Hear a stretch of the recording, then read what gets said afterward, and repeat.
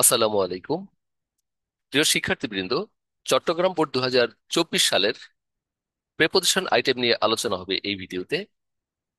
তো preposition item solve করার ক্ষেত্রে, অর্থাৎ এই আইটেমে ভালো করার জন্য দুইটি ব্যাপার খেয়াল করতে হবে। সেটি হচ্ছে, এক ধরনের প্রেপোজিশনকে বলা হয় অ্যাপ্রোপ্রিয়েট প্রেপোজিশন, অর্থাৎ কিছু ওয়ার্ডের পরে পার্টিকুলার কিছু প্রেপোজিশন বসে ফিক্স থাকে এগুলি। সাধারণত যে কোনো কনটেক্সটেই ওই ওয়ার্ডের সাথে ওই প্রেপোজিশনগুলি বসে থাকে। আর আরেকটি হচ্ছে টোটালি মিনিং এর উপর ভিত্তি করে বসাতে হয়। তো এখানে সেই দুই ধরনের প্রেপোজিশনের সমন্বয় রয়েছে। তো চলো আমরা পড়ে সলভ করি। Life of common people is beset dash a number of travels. সাধারণ মানুষের জীবন জর্জরিত অনেক সমস্যায়। এ নাম্বার অফ ট্রাভেলস মানে অনেক সমস্যায়। তো আমরা জানি বিসেটের সাথে উইথ কথা আসে। বিসেট উইথ মানে জর্জরিত বা পরিপূর্ণ, তাহলে এখানে উইথ বসাবো। তাহলে অনেক সমস্যায় জর্জরিত সাধারণ মানুষের জীবন। Price spiral has added our new sufferings. আর প্রাইস স্পাইরাল সংযুক্ত করেছে একটা নতুন ভোগান্তি। তাহলে এই অ্যাডের সাথে সাধারণত টু কথা আসে, মানে আমাদের জীবনের সাথে সংযুক্ত করেছে। রাইট, তাহলে এখানে টু কথাটাই আসলো। তো যে এই প্রাইস স্পাইরাল অর্থাৎ দ্রব্যমূল্যের ঊর্ধ্বগতি আমাদের জীবনে নতুন ভোগান্তি সংযুক্ত করেছে।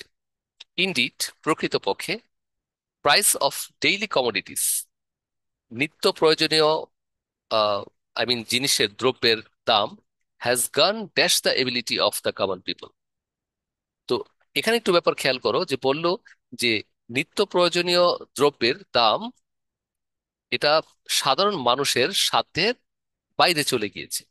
এখন কথা হচ্ছে, গোর সাথে কিন্তু অনেক রকম প্রেপোজিশন বসে, অন বসে, আপ বসে, ইন বসে। তো এখানে যেহেতু বাইরে চলে যাওয়া, তো সেই জন্য এখানে বিয়ন্ড হবে। রাইট, বাইরে চলে গিয়েছে অর্থাৎ সাধারণ মানুষের ক্রয় ক্ষমতার বাইরে চলে গিয়েছে। আচ্ছা, এরপর বললো ল্যাক ড্যাশ সুপারভিশন। তো একটি কথা এখানে খুব ক্লিয়ার, যে সুপারভিশন অর্থাৎ তদারকির ঘাটতি। আর ল্যাকের পরে সাধারণত অফ কথাই সবসময় বসে থাকে। ল্যাক অফ মানে কমতি, যেমন lack of knowledge, lack of money, right, এমনটি হতে পারে। তো ইজ রেসপন্সিবল ড্যাশ ইট, অর্থাৎ এটির জন্য দায়ী।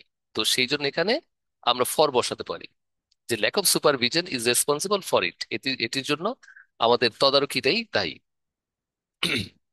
সাম ডিজনেস্ট বিজনেসম্যান, কিছু অসাধু ব্যবসায়ী, ডিভয়েড ড্যাশ, এই ডিভয়েড এর এর পর একটি ফিক্সড প্রেপোজিশন বসে, ডিভয়েড অফ, যারা বঞ্চিত বা যাদের নেই।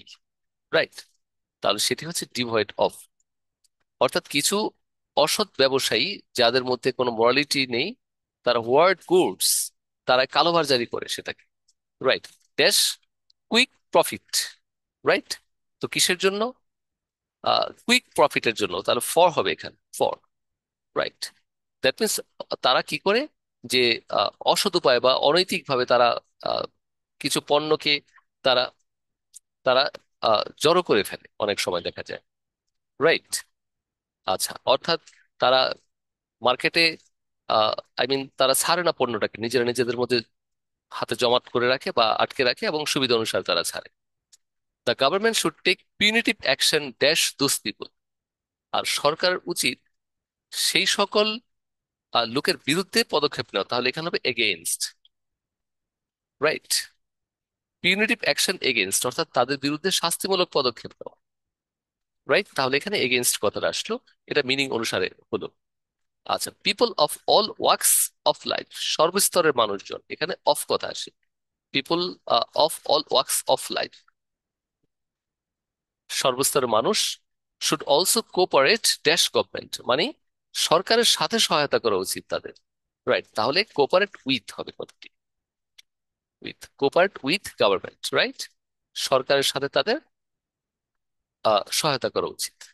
তো এই হচ্ছে স্টুডেন্টস, তাহলে আমাদের টোটাল প্রেপোজিশন, এখানে 10টি প্রেপোজিশন, বেশ কয়েকটি অ্যাপ্রোপ্রিয়েট রয়েছে, যেমন বিসেট উইথ, এটি একটি, তারপর অ্যাডেড টু, এটি একটি প্রেপোজিশন। আর এটি কনটেক্সট থেকে বুঝতে হলো আমাদেরকে, যে গো বিয়ন্ড মানে বাইরে চলে যাওয়া। ল্যাক অফ, এটি appropriate preposition. Right, responsible for, এটা কোনো কিছুর জন্য হলে তাহলে ফর কথাটা সবসময় আসে। ডিভয়েড অফ, এটি হচ্ছে একটি অ্যাপ্রোপ্রিয়েট প্রেপোজিশন। রাইট, তারপরে হচ্ছে অল ওয়াক্স অফ লাইফ, এটিও একটি অ্যাপ্রোপ্রিয়েট। রাইট, কোপারেটের সাথে উইথ কথা জেনারেলি আসে। এটু আমরা অ্যাপ্রোপ্রিয়েট বলতে পারি, রাইট?